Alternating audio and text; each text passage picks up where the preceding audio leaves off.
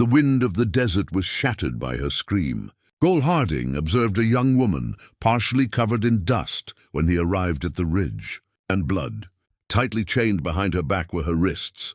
Her ankles were connected to wooden stakes that were pushed far into the earth by 2 ropes, keeping her under the scorching sun in a terrible, excruciating strain. Sand and blood stained her flesh as her ripped clothing stuck to it.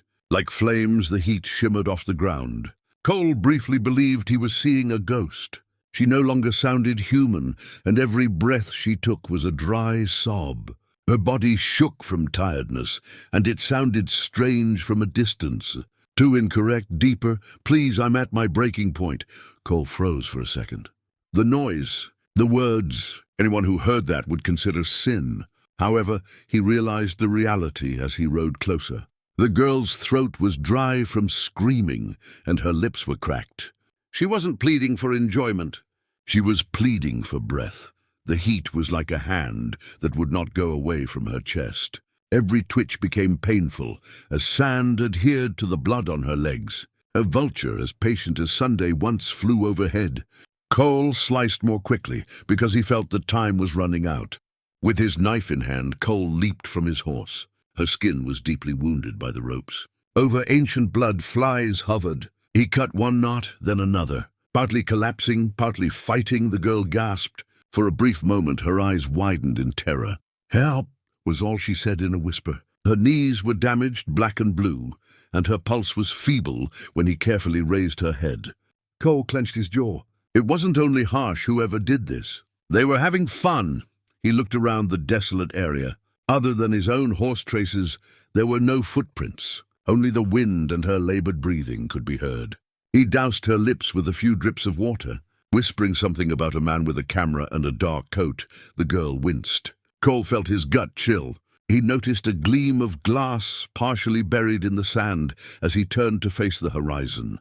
He briefly believed it to be a mirage, one of the tricks the desert uses on weary men. However, the glass caught the light once more, sharp and genuine, as if the desert itself was pointing him in the direction of the devil who had done this. "A damaged camera lens," he whispered.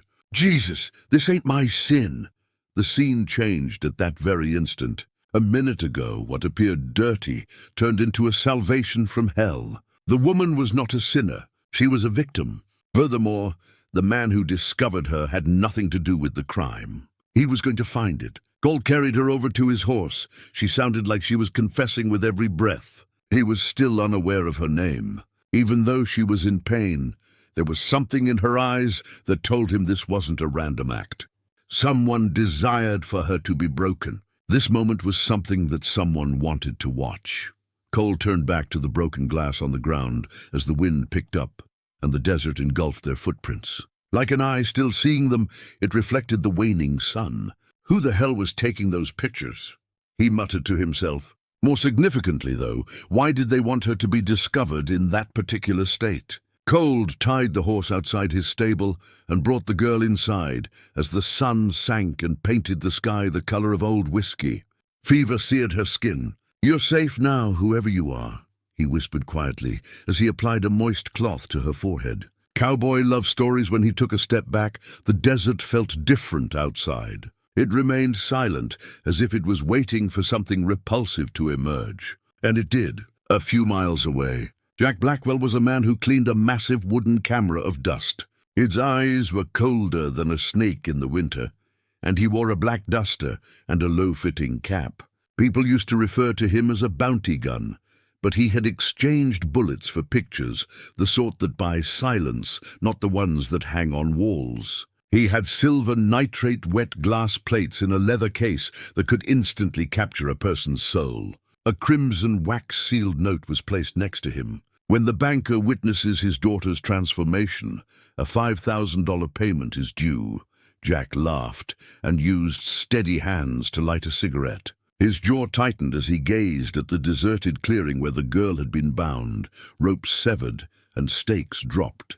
His masterwork had been damaged by someone. Bending over and using his glove to brush the sand, he discovered a single, deep-cut, square-heeled boot print. He smiled, a rancher's boot, "Well now, cowboy, looks like you got yourself in my picture too," Cole said, back at the barn, as he sat by the fire.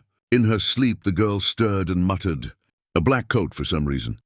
There's something about a camera snapping in the dark." Cole's stomach twisted once again as he scowled. He opened his palm and gazed at the shard of glass he had discovered earlier. The edge of the glass caught firelight and flashed once, alerting him. He didn't like the stench coming from the breeze outside. Smoke and sulfur, similar to powder following a gunshot. Cole picked up his rifle and went out onto the porch. There was nothing to hear, nothing to move, just the night observing from a great distance. "You took my subject, rancher," Jack muttered as he dipped another dish in chemicals. "So now I'll take you." After packing the camera, he got on his horse and galloped off into the night. Every hoofbeat sounded like a countdown. The girl awoke in the barn, gasping for air and uttering Cole's name for the first time. And something snapped once more out there in the big cell desert. Not a gun, not thunder. The sound of a lens cap closing. Who was actually pursuing whom tonight on the Wild West Stories podcast? Over the ranch, the night was long. Somewhere in the grass, crickets were singing. Cole was cleaning his rifle while sitting close to the fire. He never took his eyes off the door. Now awake, the girl perched on the bed's edge while sporting one of his shirts. It hung loosely over her body, her hair disheveled but her eyes keen. Glancing at him, she whispered, "My name is Evelyn." Cole gave a nod. "Name suits you. The man who tied me," she said, her voice cracking. "He promised to return for the photos." Cole's hand went cold. "Pictures? That word again." He got up, went to the window, and gazed out at the shadowy hills. The desert looked calm, but calm meant nothing out here. "If he's coming, he won't leave again," he muttered. With weak knees, Evelyn attempted to stand.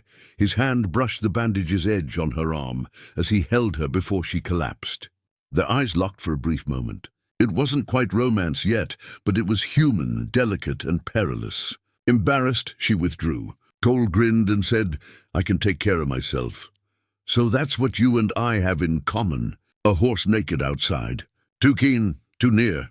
Grabbing his rifle, Cole muttered, "Stay low." With a creak, the barn door opened.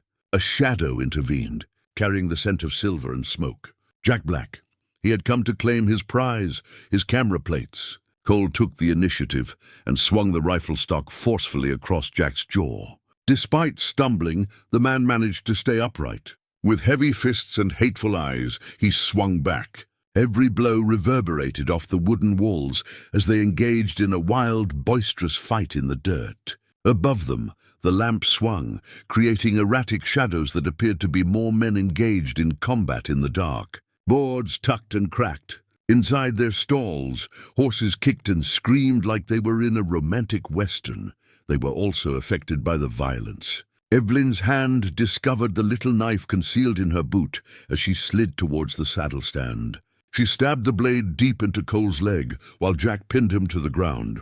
He let out a shout and reached for her, but Cole managed to free himself and pushed him against the post. There was silence and a crack of bone as the fight came to an end. Cole fastened Jack to the beam that held the saddles.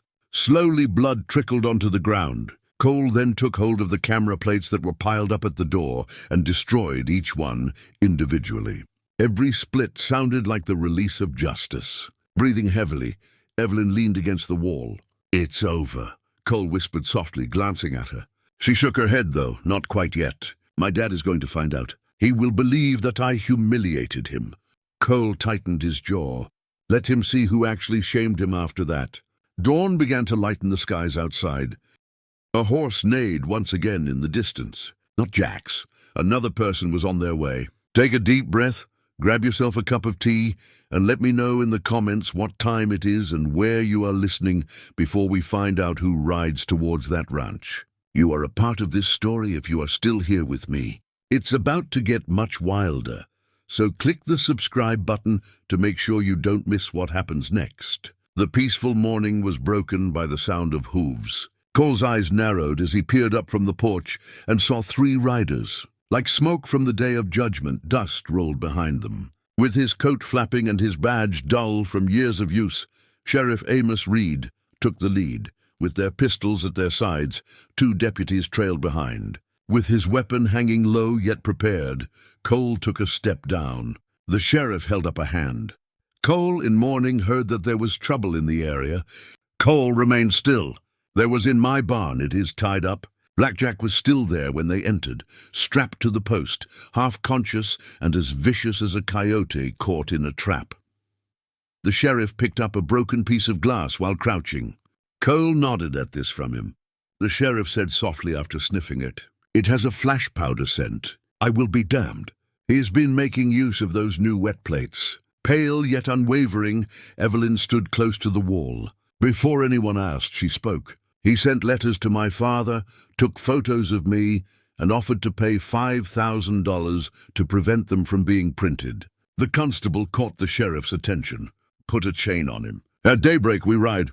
He gave Cole a look. "The Dodge Creek judge will want to witness this firsthand." Jack smiled and spat blood. "Do you suppose I'll be hanged by a judge? Rancher. That courthouse is owned by the individual who pays me." The sheriff clenched his jaw. "Then perhaps justice may find a different path." The deputies discovered Jack dead in his cell at dawn. No note was left behind, just a rope around his neck. Perhaps he committed suicide by hanging himself. Perhaps the desert made the decision for him. The sheriff gave Evelyn a hat tip. "You can now travel home, miss. Your father will receive a telegram from us." Her expression became rigid. "I will not return." "Isn't that your father's Silas heart? He'll pursue you with men." She gave Cole a direct look before letting him. Cole buried the damaged camera behind the barn that afternoon. Evelyn assisted him in covering the fragments with dirt. They didn't say much, but the quiet was more oppressive than words. A carriage emerged on the horizon as the sun began to set. Polished, pricey, and inappropriate. Cole reached for his firearm. The individual who emerged had a banker's frown and was dressed in a black suit. "Evelyn's father is Silas Hart." He surveyed the property as if it were made of dirt beneath his feet. He spoke in a chilly tone. "My daughter has been hiding here, then." Evelyn moved to the front. "I wasn't trying to hide. I was getting by." He looked across at Cole. "Rancher, you saved her life. You'll avoid her, but I'll compensate you for that." Cole remained still. He just said, calm and certain, "You can't buy her." With fury spreading like wildfire, Silas gazed at him. "Do you believe that you are suitable for my blood?" The air was pierced by Evelyn's voice. "The only one who didn't treat me like property was him." The wind stopped. As the wheels moved away, Silas hopped back into his carriage, his face blanched with anger. "You'll come back," Evelyn muttered. Cole gave her a steady gaze. "Then we'll be ready." But what Silas did next, nobody could have seen coming. The ranch was silent for days after Silas departed. There were no carriages, no dust trails, only the sound of two hearts attempting to find peace and the hum of crickets. Evelyn worked next to Cole in the same quiet. Summer arrived gradually, getting hotter every day. It took weeks for her to regain her strength. Her body bore the scars of the desert, and the fever broke slowly. Cole did not hurry her. She was barely able to raise a bucket on certain days. On other days, she worked on maintaining her grip on the rifle while simply breathing through the agony. Cole grinned when she eventually struck her first tin can. For someone who regained her ability to stand before learning to shoot, it's not too bad. Not bad for the daughter of a banker.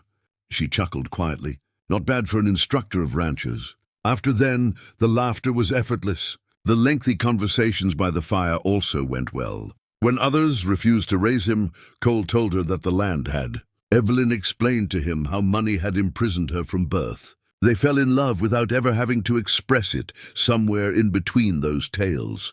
However, love was never secure in the West. However, Silas didn't give up easily. A few weeks later, two hired riders posed as law enforcement officers and visited the property to inquire. Cole didn't say anything as he sent them out, but the message was obvious. After that day, money still desired to possess what it was unable to comprehend. There were no more authors. Perhaps Silas discovered that gold cannot be used to collect certain debts. It was completely engulfed by the blaze. "I've already lost everything," she muttered. "I'm creating the genuine thing now." With a gleam of pride in his eyes, Cole observed her. He gave the colt to her. After that, he galloped off after tipping his hat. The days passed slowly, interspersed with quiet laughter and tasks. The ranch started to breathe once more, not as a place to hide, but as a place that felt like home. Evelyn stood on the porch that evening, watching the sun fade into a crimson horizon. Almost to herself, she whispered, "Some men break the lens, while others frame you." Cole approached her from behind and put his arms around her shoulders. The scent of rain, dust, and fresh starts permeated the air. They both realized that their decision wasn't simple, but it was theirs as the first thunder rolled. Because love isn't always about fleeing the storm. It's about figuring out how to go through it together.